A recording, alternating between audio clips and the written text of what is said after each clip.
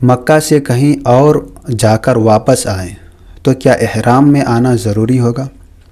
ہم مکہ مکرمہ میں رہتے ہیں اور چھٹیوں میں انڈیا جاتے ہیں 1 مہینے کے لیے، تو جب ہم مکہ واپس آئیں گے تو کیا ہم احرام باندھ کر آنا ضروری ہوگا؟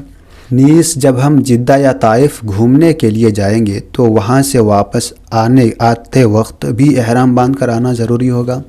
اس بارے میں وضاحت فرما دیں ام یوسف مکہ مکرمہ سے۔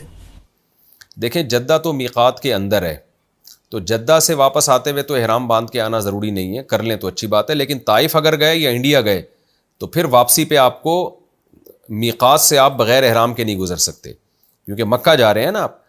تو مکہ جب بھی آپ میقات کے باہر سے ہو کر آئیں گے نا مکہ، تو پھر آفاقی بن جائیں گے آپ، اور آپ پر واجب ہوگا کہ آپ احرام باندھ کے پہلے عمرہ کریں، احرام سے نکلیں، پھر جہاں مرضی جانا ہے جائیں آپ۔